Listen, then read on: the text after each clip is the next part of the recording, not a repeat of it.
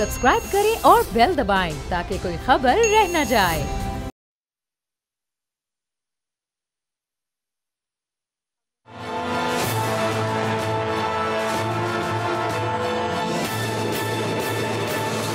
मैं हूं बाब जहांगीर, आप देख रहे हैं प्रोग्राम तजिया। और कुछ ही दिनों में 2-3 हफ्ते बाद पाकिस्तान में इलेक्शन का एक माहौल बनने जा रहा है। 2 हफ्ते 4 उसके बाद मियां नवाज शरीफ की भी वापसी हो रही है, उनके इस्तकबाल की भी तैयारियां हो रही हैं और साथ साथ इलेक्शन की एक मुद्दत भी अब इलेक्शन कमीशन की जानिब से बता दी गई है। जनवरी के आखिर में इलेक्शन है, लेकिन कितने साफ और कितने शफाफ ये इंतखाबात होंगे और किस तरह से सियासी जमातों के लिए काबिल कबूल होंगे, ये एक बड़ा सवाल है। चूंकि इस वक्त जो निगरान हुकूमत है उसमें कुछ पोर्टफोलियोज, कुछ वजारतें ऐसे लोगों के पास हैं जिनसे मुताल्लिक ये कहा जाता है कि वो जब नून लीग की हुकूमत थी तो उस हुकूमत में हुक्मरानों के बहुत ज़्यादा करीब रहे हैं और उन पर फिर थोड़ा सा बाइस्ड का होने का भी इल्ज़ाम लगाया जाता है। इलेक्शन कमीशन को इस सिलसिले में सियासी जमातों ने अपने तहफ़्फ़ुज़ात से आगाह किया। इलेक्शन कमीशन ने निगरान हुकूमतों को इस सिलसिले में खतूत भी लिखे हैं और उन्हें पाबंद भी किया है कि इस तरह के लोगों की तैनाती से गुरेज किया जाए। लेकिन अभी तक हम देख रहे हैं कि निगरान काबीना में ऐसे तमाम लोग मौजूद हैं। उसमें कई नाम लिए जा सकते हैं। उसमें आहद चीमा का नाम है, फवाद हसन फवाद का नाम है, तौकीर शाह और कई ऐसे नाम हैं जो कि इस वक्त भी फैसला साजों की फहरिस्त में शामिल हैं। तो अब अगर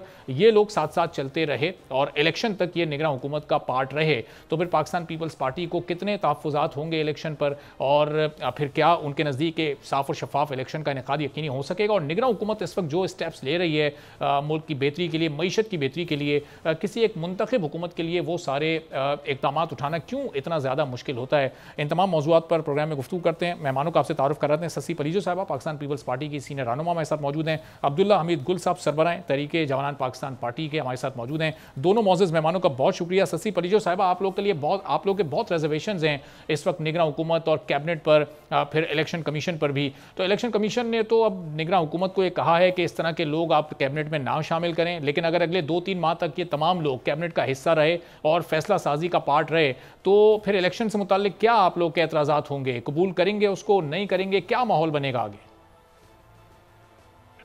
अस्सलामुअलैकुम जी। अब आप सब देखें, सबसे पहले तो पाकिस्तान पार्टी ये कह रही है कि चूंकि हम आइन के फ्रेमवर्क में रहकर ही सारी बात करते हैं और हम वही एक्सपेक्ट करते हैं कि जो निगरान हुकूमत भी है वो भी उसी तरह जो है सारे मामलात को डील करे और अवामी राय को आगे रखे, एहतराम करे।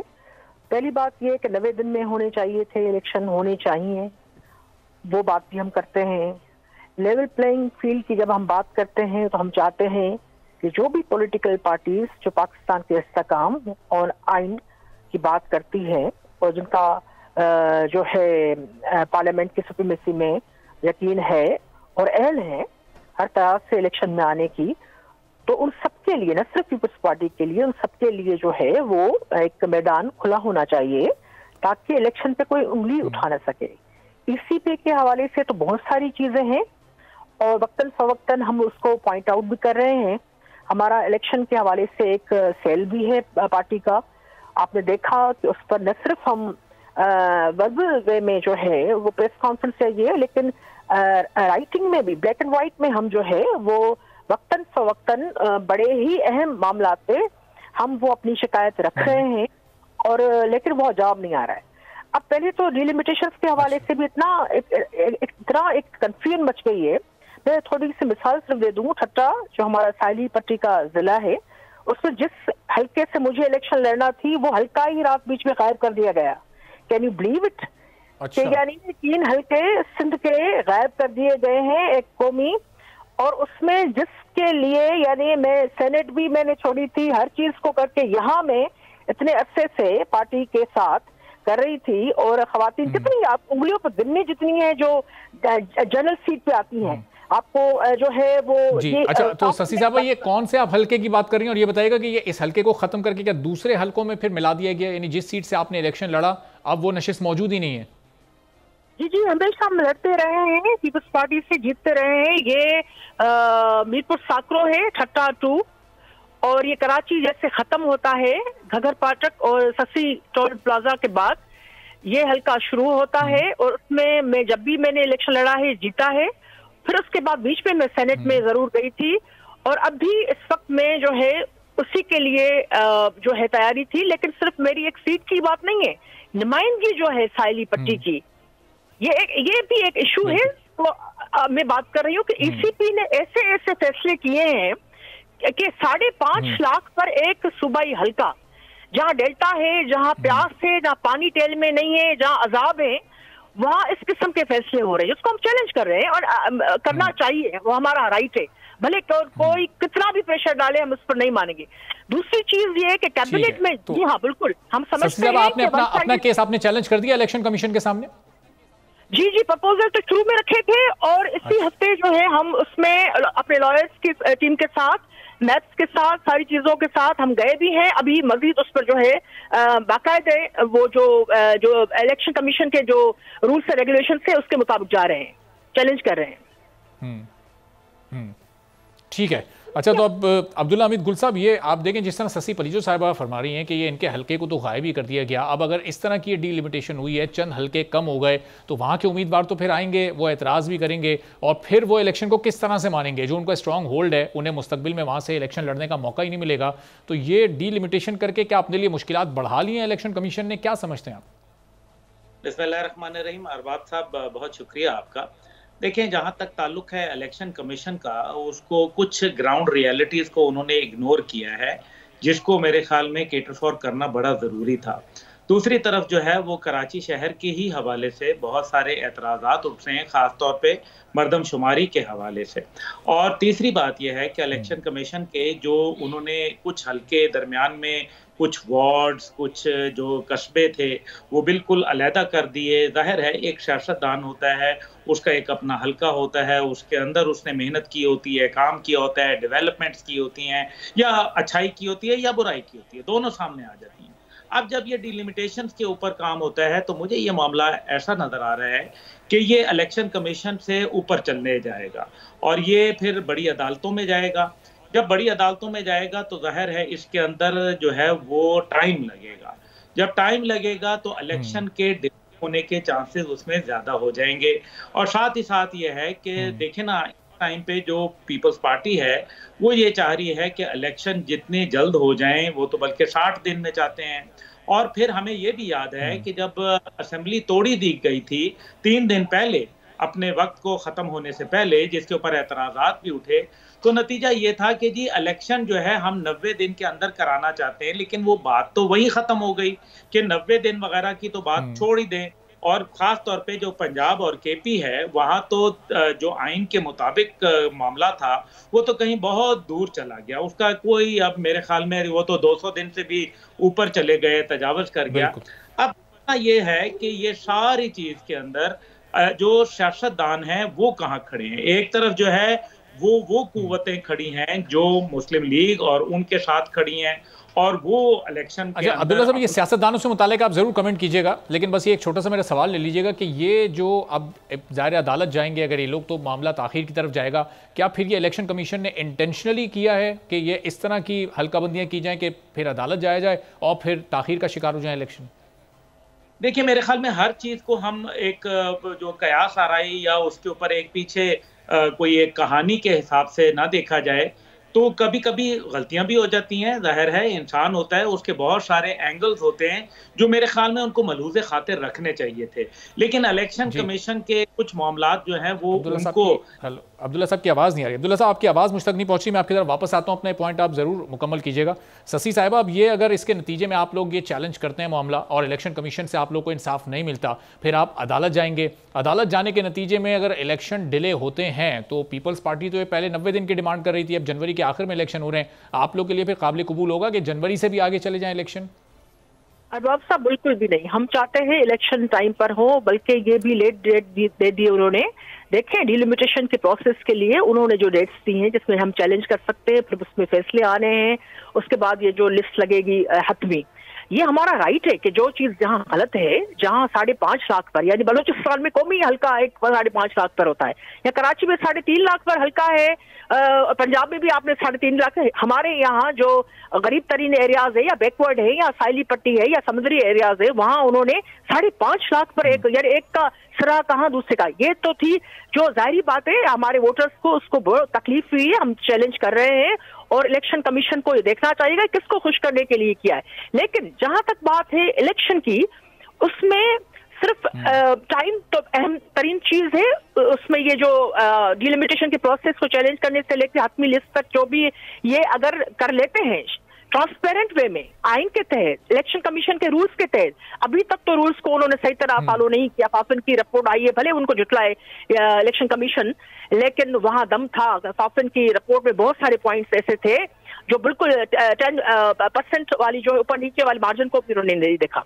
अब सूरत हाल जो ये है, हम चाहते हैं इलेक्शन टाइम पर भी हो लेकिन लेवल प्लेइंग फील्ड, जो चेयरमैन बिलावल साहब बात कर रहे हैं, जो पीपल्स पार्टी बात कर रही है, जो दूसरी जो है बाशऊर और प्रोग्रेसिव सोच रखने वाली, जो पाकिस्तान का इस्तेकाम, पाकिस्तान की तरक्की, इन मौशी मसाइल में पाकिस्तान को एक सही डायरेक्शन में वो लेके जाना चाहती हैं जमायतें। देखिए, ये तो लोग, बहुत सारी जमायतें जो अभी बैठी हैं, वो तो पार्लियामेंट का हिस्सा भी नहीं बनना चाह रही थी उस वक्त भी, जब हमने कहा मुश्किल हालात है, लेकिन पार्लियामेंट में बैठकर ही पाकिस्तान के जो भी सूबे हैं, ये सब हमारे लिए अहम है, और वफाक वो भी हमारे लिए अहम है। सबको बैठकर अपने जो इदारे सब इस्तीफे देने जा रहे थे, लेकिन तो पीपल्स पार्टी ने सबको कन्विंस किया था कि आप लोग इस्तीफे ना दें और पार्लियामेंट में रहकर हम ये लड़ाई जीतेंगे, और फिर आप लोगों ने जीती भी। मैं आपकी तरफ वापस आता हूँ। अब्दुल्ला साहब, आपसे राब्ता दोबारा हमारा बहाल हो गया, तो ये बताइएगा कि जो आप कर रहे थे कि ये कयास आराई में अभी ना जाया जाए, लेकिन देखें सस्सी साहब अभी एक इशारा तो दे रही हैं कि ये किसको खुश करने के लिए इलेक्शन कमीशन ने किया है। जब इस तरह के फैसले होते हैं तो फिर सवालात तो उठते हैं।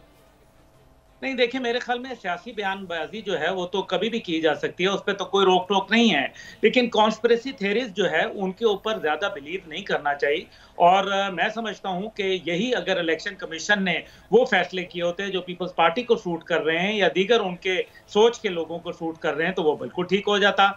इसलिए ये तो चीजें चलती रहती हैं, it's all part of the politics. लेकिन असल बात जो है वो ये है कि आप देख लें कि एक तरफ मौलाना इशारे दे रहे हैं, ठंडे मौसम की बात कर रहे हैं, और माजी के अंदर ठंडे मौसम में भी इलेक्शन होते रहे हैं। दूसरी तरफ जो है नवाज शरीफ जब आएंगे पाकिस्तान, अगर वो आए तो नतीजा ये निकलेगा कि उनको जो है वो अदालत के केसेस का सामना होगा, और अदालत के अंदर जाहिर है एक दिन में तो फैसला होने से रहा, उसके अंदर भी टाइम लगेगा। इसका मतलब है कि इलेक्शन जो कैंपेन है, जैसे आपने अपने बयानिए में शुरू में कहा कि और 2-3 हफ्ते के बाद एक गर्मा गर्म माहौल शुरू हो जाएगा, तो वो माहौल जो है वो तब तक पैदा नहीं हो सकता जब तक कि आप जो है वो हालात को उस अंदाज में कंट्रोल नहीं करेंगे, जबकि ये तमाम, चाहे वो अदालती मामलात हों, चाहे वो कोई और मामलात हों, वो कैंपेन के हवाले से मामलात हों, वो पार्टी के मामलात हों, उनको जब तक आप क्लियर नहीं करेंगे तब तक ये मामलात जो है वो संभलेंगे नहीं, और इससे इलेक्शन के प्रोसेस में जो है वो डिले आ सकता है। फिर अभी आप ये देखें SIFC के हवाले से जो फैसले हुए हैं,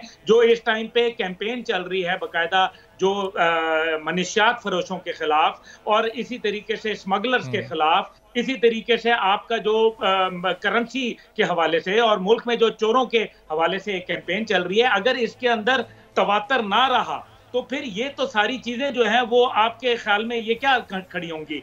तो इलेक्शन कैंपेन के बाद जो मौजूदा हुकूमत है निगरान, ये तो सानवी हैसियत हो जाएगी ना, इसकी तो हैसियत जो है वो सफ़े अव्वल पे तो नहीं आएगी। इसका मतलब यह है कि इस सारे प्रोसेस को अगर चलाना है और इसके अंदर आपने तकवीयत देनी है, मुल्क को राइट डायरेक्शन पे चलाना है, दहशतगर्दी के अफरियत से आपने अपने आप को जान छुड़ानी है, तो इस सब के लिए आपको कंटिन्यूटी चाहिए, और कंटिन्यूटी फिलहाल आपकी जो मौजूदा निगरान हुकूमत है वही प्रोवाइड कर सकती है। इलेक्शन के कैंपेन में आप जाएंगे तो प्रॉब्लम रहेंगी, और ये सारा मामला मुझे इलेक्शन से कोई ज्यादा करीब नहीं नजर आ रहा।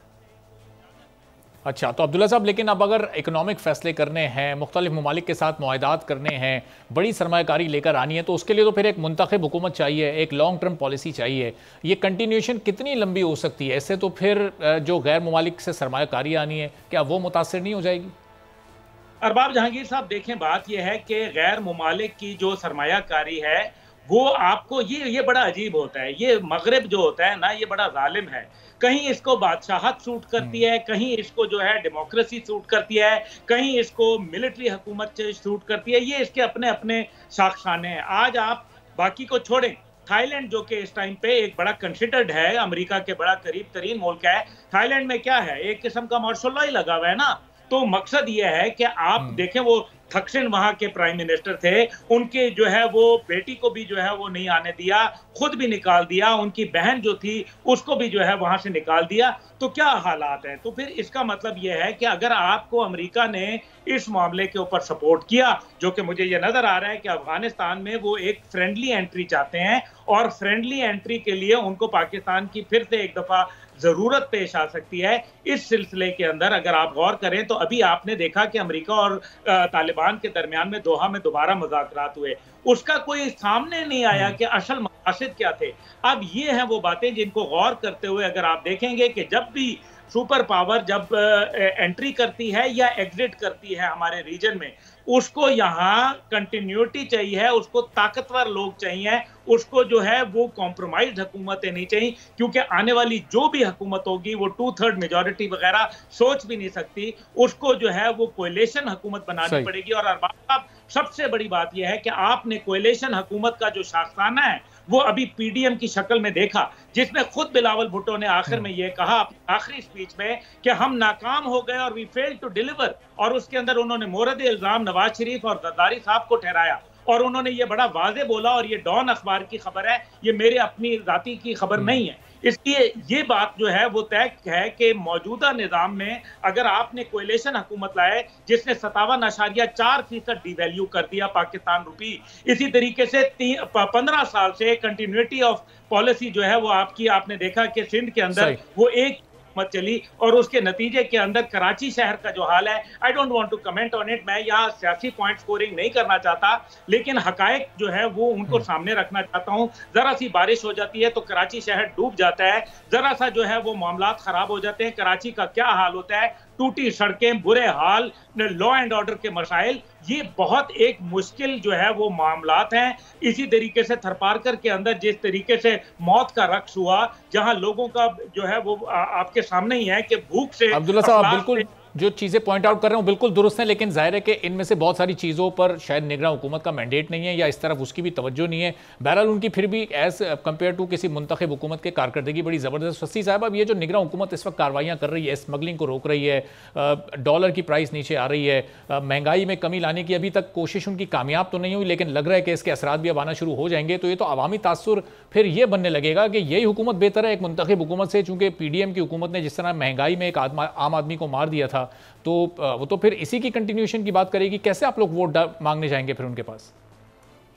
देखिए अरबाज साहब, एक तो हमारे भाई अब्दुल्ला साहब ने जो बातें की उसमें कुछ तो उनकी अपनी राय है, लेकिन कुछ जो एक्सटर्नल अफेयर्स के हवाले से मुल्की जो हमारी पॉलिसी के हवाले से चीज़ें हैं, वो ज़ाहिरी बात है हम सब उस पर जो है, जैसे इस निगरान हुकूमत के बहुत सारी ऐसी चीज़ें जिस पर हम तनकीद कर सकते हैं, कर रहे हैं, लेकिन अभी इलीगल इमिग्रेंट्स के हवाले से जो अफगानिस्तान के हवाले से उन्होंने कहा है कि उनको वापस अपने ममालिक में भेजना चाहिए, और मेरे ख्याल में ये बिल्कुल सही फैसला है, देर आया दुरुस्त आए, उस पर ज़रूर अमल होना चाहिए। और नादरा को भी जो है इस हवाले से जहाँ जहाँ फ्लॉज रह गए थे, जो बार बार हम सेनेट में, कौमी असेंबली में हमारी पार्टी दूसरे लोग उठाते रहे थे। देखिए जो उन्होंने बात की अब्दुल्ला साहब ने, पहली बात ये कि कराची को सबसे ज्यादा जो है फंडिंग और जो मेगा प्रोजेक्ट्स दिए पाकिस्तान पीपल्स पार्टी ने, पहली बात ये। तो अभी भी हम जीते हैं, बल्दिया इलेक्शन में उसका आप देख लें कि हैदराबाद हो, कराची हो, मेयर्स जो है पाकिस्तान पीपल्स पार्टी के। तीसरी बात पीडीएम के हवाले से हमारे भाई ने अभी बात जो की, देखिए हर किसी का अपना अपना मैनिफेस्टो होता है। हमने पीडीएम से हम आए निकले इस वजह से, एक तो एक दो शख्सियात पर वो हो रही थी, और तो जो कन्वीनर का जो ओहदा था वो रोटेशन पे था, वो उसकी एक महदूद मुद्दत थी, वो उस पर भी अमल नहीं हो रहा था। पॉलिसी जो थी उस पर थोड़ा सा ग्रे एरिया, जो यानी हम जो चाह रहे थे, जो हमें पता है कि मईशत सबसे बड़ा मसला है, लेकिन पॉलिटिकल स्पेस के हवाले से भी जो अहम तरीन चीज थी उसमें हम चाह रहे थे सारे स्टेक होल्डर्स जो हैं वो अपनी अपनी राय रखे, और फिर हिकमत अमली, फिर उसके बाद एहतजाज या जदोजहद जो है वो एक ही डायरेक्शन में जाए। हम उस पर जो है obviously we always say that we agree to disagree, but when we found out there are so many flaws, और उसको इस तरह आगे नहीं लेके जा सकता, तो हमने वहां से अच्छे तरीके से इज्जत से हमने कहा हमारा अपना मैनिफेस्टो है, पाकिस्तान पीपल्स पार्टी का एक बैकग्राउंड है, उसकी अपनी जदोजहद है, उसकी अपनी क़यादत है, और हम उसके तहत जाएंगे। फिर आवामी नेशनल पार्टी ने भी अपना रुख किया, लेकिन इसका मतलब ये नहीं था किन पार्टी से हमारा कोई जाती झगड़ा है, हम बैठ नहीं सकते। मुख्तलिफ मामलात में हम मुख्तलिफ पार्टीज के साथ टेबल पे बैठे भी हैं, बैठना चाहिए भी। पाकिस्तान को जो है इंटरनेशनल वे में भी जो आइसोलेशन में था बिलावल भुट्टो ज़रदारी साहब ने एज जो है फॉरेन मिनिस्टर, मेरे ख्याल में इतनी यंग एज में भी जिस फ्लेक्सिबिलिटी के साथ वो ठीक है। चलें शशि साहिबा, ज़ाहिर है एक आम आदमी तो ये सोचता है कि मुंतखब हुकूमत हो या निगरान हुकूमत हो या कोई और हाकिम वक्त हो, उसकी ज़िंदगी आसान रहे, उस पर इतनी मुश्किलात ना आए जिस तरह पिछले जो 5 साल का दौर गुजरा, चाहे पाकिस्तान तहरीक इंसाफ की हुकूमत हो या PDM की हुकूमत हो, एक आम आदमी की ज़िंदगी में कितनी तब्दीली आई और कितना उसका मयार ज़िंदगी बढ़ा। किस हुकूमत के पास, अगर कोई मुंतखब हुकूमत आती है, उनके पास क्या इकनॉमिक प्लान्स होंगे, क्या वो इस निगरान हुकूमत से बेहतर कारकर्दगी दिखाने की पोजीशन में होगी या नहीं होगी, एक आम आदमी किससे उम्मीद लगा कर रखे। आप दोनों के सामने एक छोटे से ब्रेक के बाद मैं ये सवाल रखता हूं, ब्रेक से वापस आते हैं और फिर गुफ्तगू के सिलसिले को यहीं से आगे बढ़ाएंगे। थोड़ा सा जरा माशी एतबार से जायजा लेंगे कि अब आने वाली हुकूमत के लिए कितने बड़े चैलेंजेस होंगे और अगर जनवरी में इलेक्शन हो जाते हैं तो आवाम के लिए क्या फायदा और क्या नुकसान हो सकता है। एक छोटे से ब्रेक के बाद।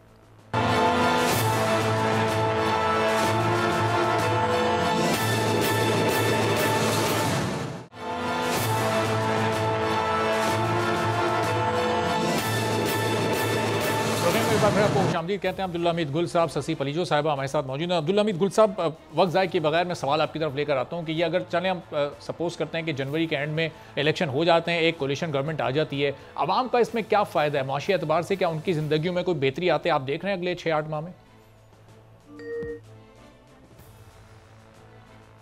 चले अब्दुल्ला साहब आपकी तरफ मैं वापस आता हूँ। शशि साहब, आप जरा इस सवाल का जवाब दे दीजिएगा कि आप लोगों के पास क्या इकोनॉमिक प्लान्स हैं? अगर नून लीग के साथ फिर मिलकर आपको बैठना पड़ता है हुकूमत में तो किसकी फाइनेंस टीम होगी, किस फाइनेंस टीम के पास क्या प्लान्स होंगे?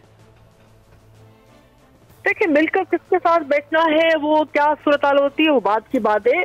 फिलहाल तो मेरे ख्याल में ट्रांसपेरेंट और फेयर इलेक्शन का होना, टाइम पर होना या मजीद लेट ना होना, ये बड़ी बात है। बिल्कुल वाशी पॉलिसी पाकिस्तान पीपल्स पार्टी की जो है वो क्लियर है। हम चाहते हैं कि जो अदम इस्तेकाम की बात जहां भी जिस तरीके से, चाहे वो सिक्योरिटी के हवाले से हो, चाहे मुआशी हवाले से हो, उसको जो है मुंतखब हुकूमत जो भी आए उसको वो होना चाहिए, उसको मिलना चाहिए वो स्पेस। तो वो आकर अपने अफवाज, अपने इदारों के साथ मिल बैठकर और अवामी नुमाइंदों के साथ, जिनको लोग चुनते हैं, जिनकी वजह से पार्लियामेंट बनते हैं, जिसकी वजह से जो है ये आपके लॉज बनते हैं और आप नुमाइंदगी करते हैं अपने हलकों की, अपने सूबों की और पाकिस्तान की ओवरऑल, उसमें लोगों का फिर एतमाद बढ़ता है। एतमाद बढ़ता है तो फिर जो आप कारोबारी सरगर्मियां जो हैं उसकी आप देखते हैं तो वो पॉजिटिव एक वे में सही डायरेक्शन में जाती हैं। और फिर आपके इंटरनेशनल जो मुख्तलिफ इदारे हैं मुआशी उसके, तो वो भी आपको उस तरह से रिस्पॉन्ड करते हैं। आप अपनी बात तगड़े तरीके से रखते हैं, आपको कोई जो है वो तनकीद का निशाना नहीं पड़ता। मुझे जरा मौका दीजिएगा अब्दुल्ला हमीद गुल साहब से भी मैं इस पर जरा उनकी भी राय ले लूं। अब्दुल्ला हमीद गुल साहब, आने वाले दौर में आप 6-8 माह में अगर कोई हुकूमत आ जाती है, क्या आपको उम्मीदें होंगी कि आम आदमी की जिंदगी में बेहतरी आ सकेगी? जरा ब्रीफली बता दीजिएगा, फिर मुझे बशीर मेमन साहब की तरफ जाना है, वो हमें ज्वाइन कर चुके हैं, इंतजार कर रहे हैं। नहीं, सवाल ही नहीं पैदा होता। अगर आप देखें कि कंटिन्यूटी नहीं रही, क्या हर बार जो जब परवेज मुशर्रफ साहब के जाने के बाद आप मुझे बताएं कि क्या हर बार महंगाई का लेवल जो है पिछली वाली हुकूमत के मुकाबले में ज्यादा नहीं बढ़ा? क्या आपको बिजली वगैरह की प्राइसेस के अंदर कोई कमी नजर आई? क्या गैस की प्राइसेस में कमी नजर आई? क्या फ्यूल की प्राइसेस में कमी नजर आई? क्या स्टेबिलिटी नजर आई? क्या आपको कानून साजी नजर आई? आपको क्या नजर आया? आपको इंफ्रास्ट्रक्चर, चलें जैसे जैसे हुकूमतें आती रही, अवामी हालात बद से बदतर होते गए, किसी से आप कहने कि हम कोई उम्मीद नहीं लगा सकते। बहुत बहुत शुक्रिया अब्दुल्ला हमीद गुल साहब। शशि पलीजो साहब हमारे साथ मौजूद थे और अब्दुल्ला हमीद गुल साहब जिस तरह कह रहे थे कि तमाम ही हुकूमतों ने एक ऐसा परफॉर्म किया और माशी मैदान में सभी नाकाम रहे, तो अब ये नारा लगाया जा रहा है कि 21 तारीख को मियां नवाज शरीफ जब वापस आएंगे तो मुल्क से महंगाई का खात्मा हो जाएगा, बेरोजगारी का खात्मा हो जाएगा और एक बार फिर पहले जैसे मुल्क में हालात हो जाएंगे, मुल्क में नौकरियां होंगी, खुशहाली होगी। ये सब किस तरह से होगा जबकि अभी PDM की हुकूमत 16 माह में मुआशी एतबार से बिल्कुल नाकाम हो चुकी है। बशीर मेमन साहब इस वक्त हमारे साथ मौजूद हैं, साबिक DGFI हैं, नून लीग के रहनुमा हैं, अभी नई नून लीग इन्होंने ज्वाइन की है, तो वजूहात भी इनसे जानने की कोशिश करेंगे कि आखिर नून लीग का इन्होंने इंतखाब क्यों किया। बशीर मेमन साहब अस्सलाम वालेकुम। वालेकुम अस्सलाम जी बशीर साहब, तो ये मियां साहब 21 तारीख को आ रहे हैं और आपको सिंध की एक कमेटी का सरबरा भी बना दिया गया, आप उसके कन्वीनर हैं। इस वक्त उसमें काफ़ी सारे मेंबरान भी शामिल हैं। तो जो सीनियर लोग पिछले मुस्लिम लीग नून में शामिल हैं, उन्हें कोई एतराज़ नहीं हो कि आपने अभी नून लीग को ज्वाइन किया और अभी आपको फौरी तौर पर एक इंतज़ामी ओहदा भी दे दिया गया? ये इंतजामी ओहदा नहीं है, ये है हमारे जो मेरी क़यादत का मुझ पर एतमाद कि मैं ये चैनलाइज कर सकता हूँ, मैं लॉजिस्टिकली उनको फैसिलिटेट कर सकता हूँ, उनके कारकुनों को, उनकी सिक्योरिटी को इंश्योर कर सकता हूँ और चीज़ें बेहतर तरीके से चला सकता हूँ। इस 21 तारीख के हद तक मेरे ख्याल में लॉजिस्टिक्स का भी हम इंतज़ाम कर रहे हैं। और जो मेरे के हमारे जो सीनियर रहनुमा जो शामिल है, वो सियासी तो जाहिर है, सियासी तौर पे वो सीनियर है, तो वही मेरे सीनियर है और जाहिर है तो फैसला है।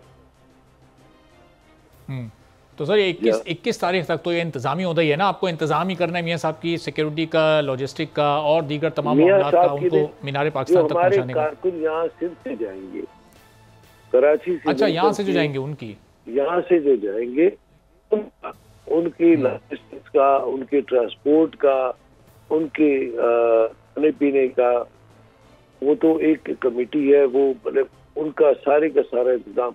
और जाहिर है मेरे सीनियर्स हैं, वो मुझे गाइड करने के लिए कोई भी चाहिए ना, तो हो सकता है हमने आगे से रिक्वेस्ट की हो कि भाई कोई हमें सीनियर लोग भी दे दे ताकि वो हमें गाइड तो करे ना कम अज कम। तो वो हमारे साथ है और मैं उनकी गाइडेंस से ही चलता हूँ, जाहिर है उनकी गाइडेंस से ही चलता हूँ। तो बशीर मेमन साहब, ये मुस्लिम लीग नवाज ज्वाइन करने की आपकी वजह क्या बनी? क़यादत से आप इंस्पायर हुए या इस मौजूदा निज़ाम में आपके नज़दीक सबसे बेहतर जमात यही थी? इन पर एतमाद करने की वजह क्या बनी, या फिर ऑफ़र आई आपको यहाँ से कि बशीर साहब आएँ हमें ज्वाइन कर लें? मुस्लिम लीग नवाज के, मोहम्मद नवाज शरीफ के 2.5 करोड़ से ज़्यादा वोटर्स हैं, मैं उनमें से एक वोटर में भी मैं ऐड हुआ। अच्छा, दूसरा ये कि मैंने क्यों ज्वाइन की। आप अभी 2024 में ऐड होंगे या आप ऐड हो चुके हैं 2018 में? नहीं, 2018 में तो मैं सरकारी मुलाजिमत में था, तो मैं कैसे ऐड हो सकता था। अच्छा। और मुझे हैरत होती है पीटीआई ट्रोल्स के पर जो ये मुझे कहती है कि भाई मैं उससे पहले 9 जिलों में एसपी रहा हूँ सिंध में, मैं कोई बस के इंतजार में नहीं खड़ा हुआ था कि मुझे उठा के वहां से नवाज शरीफ साहब ने DFI लगा दिया। मैं सरकारी नौकरी थी मेरी, मैं ASP बना था CSS करने के बाद, उसके बाद प्रमोट हुआ था अपने टाइम के, अपने बैच के साथ, फिर 19 में गया, फिर उसके बाद नीपा किया, फिर उसके बाद स्टाफ कॉलेज किया। उस वक्त तो नवाज शरीफ अच्छा, जब मैं मजेदारी की बात कि मेरा ऑर्डर जो हुए थे वो शायद खाकान अब्बासी साहब वजीर आजम थे। अच्छा जी, बिल्कुल, जब तो मियां साहब हट चुके थे। बिल्कुल, शायद खाकान अब्बासी साहब वजीर आजम थे पाकिस्तान के।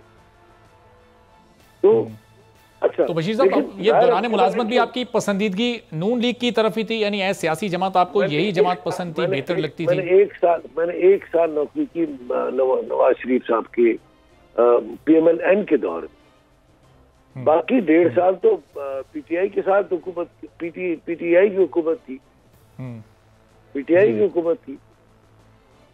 सही। अच्छा सर, नहीं, मैं उसको कनेक्ट नहीं कर रहा कि मैं ये बात ही नहीं कर रहा कि कोई मियाँ साहब ने आपको नवाजा या कोई आपको नौकरी दी, आपको ये हायर पोस्ट दी। मैं तो ये कह रहा हूँ कि जब आपका जो एक सरकारी मुलाजमत का टेन्योर था, उसमें भी आपकी सोच यही थी कि मुस्लिम लीग नवाज ही एक बेहतर जमात है और इन फ्यूचर मैं इसको ज्वाइन करूँगा, या फिर जब मुलाजमत आपने छोड़ी तो फिर कुछ हालात और मामलात ऐसे बने कि आपको फिर ये ज्वाइन करनी पड़ी?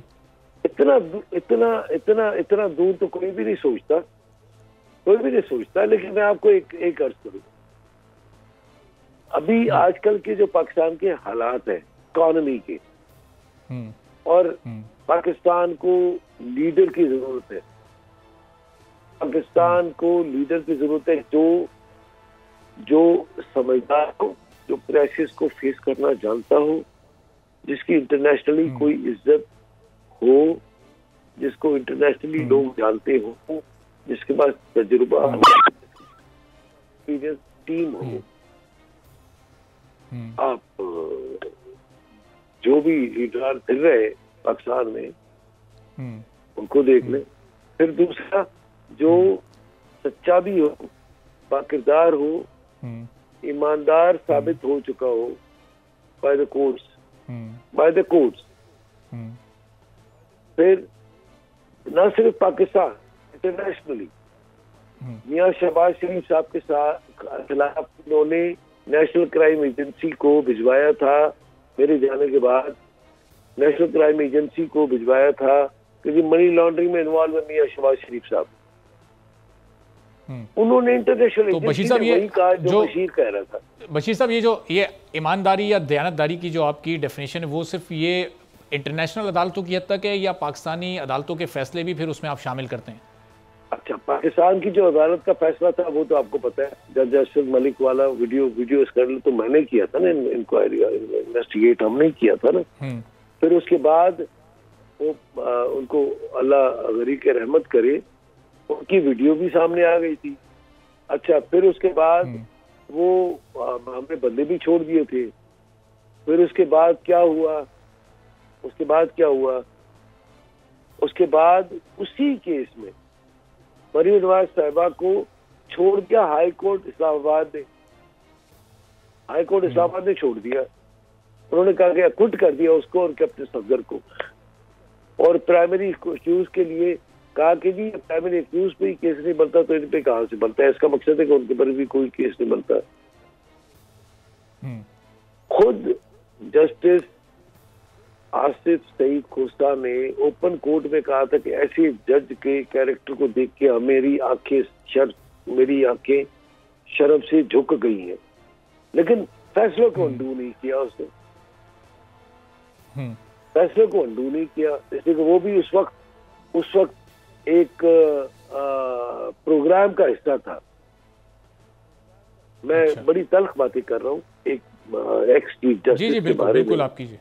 मैं एक चीफ जस्टिस के बारे में मुझे नहीं करनी चाहिए, वो बहुत बड़े इसके बाद बशीर साहब, इसके बाद जो एक मंजरनामा बना फिर वो सबने देखा कि क्राइसिस आया और उस क्राइसिस में फिर मियां साहब बाहर गए। अब एक क्राइसिस पाकिस्तान पीपल्स पार्टी पे भी माजी में आया है, उसकी क़यादत भी थोड़े अर्से बाहर गई, वापस आ गई। एक क्राइसिस इस वक्त चेयरमैन पीटीआई पर भी है, वो इस वक्त मुल्क में ही मौजूद हैं। तो क्राइसिस को फेस करने का ये तरीक़ाकार आपकी नज़र में सही है कि 4 साल आप बाहर रहें, उसमें 16 माह आपके अपने भाई वज़ीर आज़म हो, फिर भी आप वापस ना आएँ, और 4 साल के बाद आप वापस आएँ जब चीफ जस्टिस साहब तशरीफ़ ले जा चुके हों?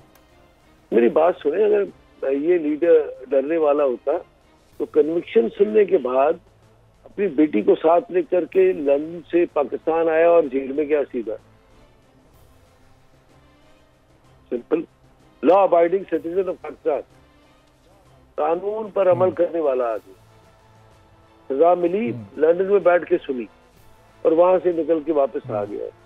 सुना है आपने तारीख में ऐसा मिसाल कि अपनी बेटी को साथ ले आया और बेटी की बुर्दबारी को सलाम और उसकी दिलेरी को सलाम कि वो आम कैदियों के साथ रही, आम कैदी औरतों के साथ रही, उसी सी क्लास डायरेक्टर रही ना। और बशीर साहब, इस पर भी थोड़ी सी रोशनी डालिएगा कि अगर कोई 4 या 8 हफ्ते का कहकर किसी मुल्क में इलाज की गर्ज से जाए और फिर वो 4 साल बाद वापस आए, जबकि 16 माह अपने भाई की हुकूमत भी रही हो और वो अपनी जमात की ही हुकूमत हो, तो उस दरमियान भी ना आए, तो शायद मेरे ख्याल से दुनिया में ऐसी भी कोई मिसाल कम ही मिलेगी कि 8 हफ्ते के लिए आप गए और फिर उसके बाद आप 4 साल बाद वापस आ रहे हैं।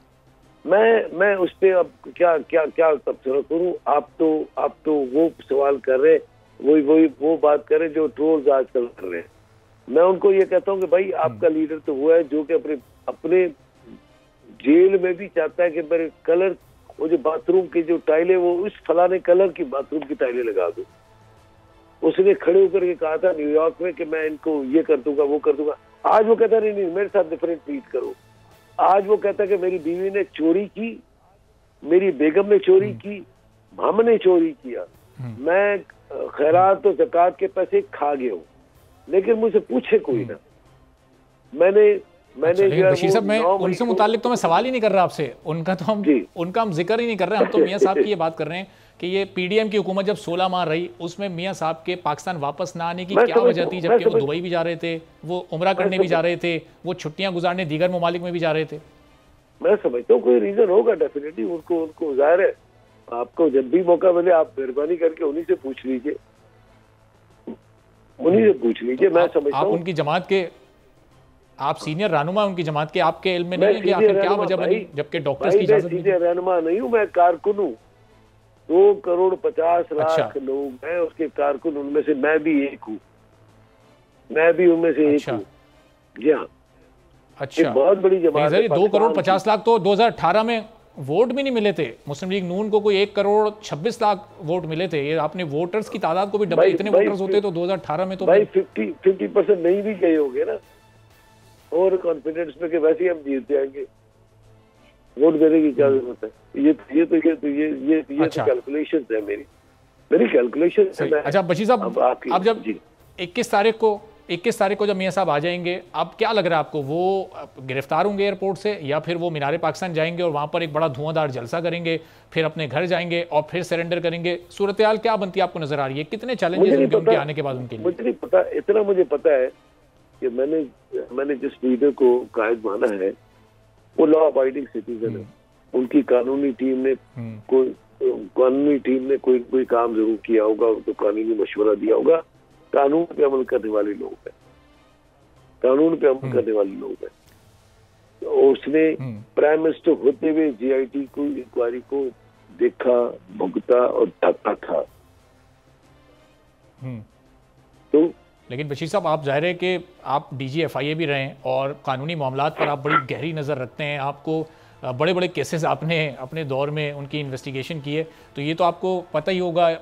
इस पर आप रोशनी डाल ही सकते हैं कि मियाँ साहब को आने के बाद, चूंकि वो जेल से ही बाहर गए थे ना, तो आने के बाद उन्हें पहले जेल जाना चाहिए, पहले सरेंडर करना चाहिए, या फिर वो पहले जलसा भी करें, 2 रातें अपने घर पर भी गुजारें, फिर अपनी मर्जी के मुताबिक वो अदालत जाएं? होना क्या चाहिए आपकी नज़र में?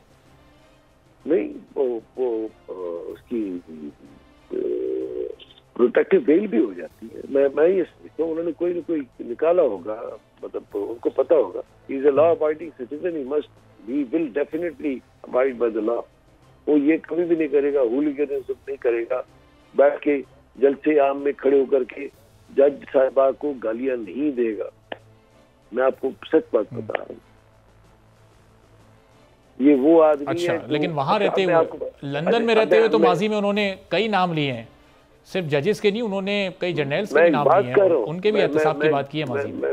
मैं एक बात कर रहा हूँ, अभी वो कहते हैं जी, मामला मैं खुदा पे छोड़ता हूँ, सबसे पहले पाकिस्तान की इकोनॉमी को ठीक करूंगा, पाकिस्तान की जीडीपी ग्रोथ को ठीक करूंगा, पहले जो पाकिस्तान के चैलेंजेस हैं उनको ठीक करेंगे, उसके बाद आगे बढ़ेंगे।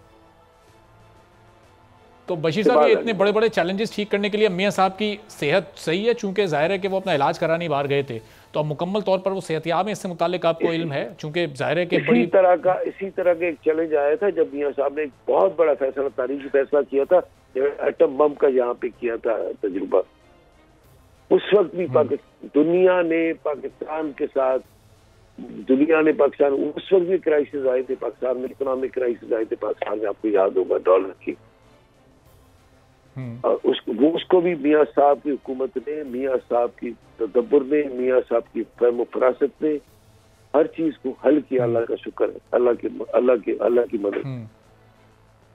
तो बशीर साहब, ये फहम फरासत उन्होंने अपने छोटे भाई में क्यों नहीं कन्वर्ट की, जब अभी 16 माह वो वजीर आजम थे और बहुत मुश्किल में था, एक आम आदमी की जिंदगी? ये देखे ना, आप एक जर्नलिस्ट है, मैं एक छोटा सा आदमी हूँ, मैं इकोनॉमिस्ट नहीं हूँ। अब आप सियासी रहनुमा है, अब आप सरकारी मुलाजिम थोड़ी, अब तो आप सियासी रहनुमा। नहीं, मैं सरकारी मुलाजिम नहीं कह रहा हूँ, मैं कहा मैं छोटा सा आदमी भाई। ये जो आप कह रहे हैं कि जी उन्होंने अपने भाई में ट्रांसफर नहीं की, उसमें ट्रांसफर नहीं की, ये नहीं किया, वो नहीं किया, देखिए ये मुझसे मेरी लेवल से ऊपर के सवालात है। मैं तो कारकुन हूँ जिसकी जिम्मे उन्होंने ये ड्यूटी लगाई है। लेकिन सर, ये सवाल एक आम आदमी का ही तो है, ये एक आम आदमी तो ये सवाल कर रहा है कि आखिर उन 16 माह में हमें रिलीफ नहीं मिला, तो मियाँ साहब के आने से, एक शख्सियत के आने से क्या तब्दीली आ जाएगी? मैं ये कह रहा हूँ कि मुझे उस शख्सियत पर एतमाद है। अब उस मेरे ओपिनियन को आप चेंज तो नहीं कर सकते, मेरे ओपिनियन को आप चेंज तो नहीं कर सकते। अच्छा बशीर साहब, हाँ अच्छा, मुस्लिम लीग नवाज आपने ज्वाइन की है, ज़ाहिर है अभी आप 21 तारीख को एक जिम्मेदारी भी अदा करने जा रहे हैं, तो ये आने वाले इलेक्शन में आप भी कैंडिडेट होंगे पार्टी के? अगर पार्टी आपको ऑफर करे तो कहाँ से आप इलेक्शन लड़ना चाहेंगे? मेरा लीडर जो मुझे कहेगा करूँगा। वैसे आपकी ख्वाहिश क्या है कि आपको किस हल्के से इलेक्शन लड़ने का मौका मिलना चाहिए? मैं ये कह रहा हूँ कि मेरा लीडर आएगा, वो अपना विजन देगा, वो अपनी बात करेगा, फिर देखिए वक्त है अभी। अच्छा, यानी आपकी ख्वाहिश नहीं है कि आप इंतखाबी सियासत में आए, आप बस पार्टी में रह के खिदमत करना चाहते हैं पार्टी की कौम? मैं ये कहूँगा, वो कहेंगे इलेक्शन लड़ लूँ, मैं लड़ लूंगा। वो कहेंगे कि इलेक्शन मत लड़ो, नहीं लड़ूंगा, घर बैठ जाऊंगा, कोई ऐसा मसला नहीं। और अगर वो पूछें कि भाई आप कहाँ से, बशीर साहब आप कहाँ से इलेक्शन लड़ना चाहेंगे, अगर वो आपकी चॉइस पे छोड़ दें? वो जब पूछेंगे तो मैं बता दूंगा उनको। अच्छा, यानी अभी सोचा नहीं है आपने, अभी फैसला नहीं किया? मैं अभी देखे ना, मेरा छोटा भाई है, वो इलेक्शन हालात से लड़ता है, इलेक्शन हालात से लड़ता है, और मुस्लिम लीग फंक्शनल के प्लेटफॉर्म से वो टिकट सही। अच्छा चलें, आखिरी सवाल बशीर साहब के, ये जनवरी में 2024 में इलेक्शन होंगे, जनवरी या फरवरी में आपको लग रहा है, या फिर इलेक्शन भी नहीं होने इसलिए आपने लड़ने का इरादा ही नहीं किया? नहीं, मुझे नहीं पता। ये वो सियासी सवाल है जिसका मैं तो सियासत में नवारिद हूँ। ठीक है, नवारिद हूँ। अच्छा, और चलें ठीक है चलिए, बहुत बहुत शुक्रिया। साबिक डीजी FIA मुस्लिम लीग नून के रहनुमा हमारे साथ मौजूद थे और गुफ्तगू कर रहे थे अब मियाँ साहब की वापसी से मुतालिक भी और आने वाले माहौल और मुस्तकबिल से मुतालिक भी। प्रोग्राम से इजाज़त दीजिए, अल्लाह हाफ़िज़।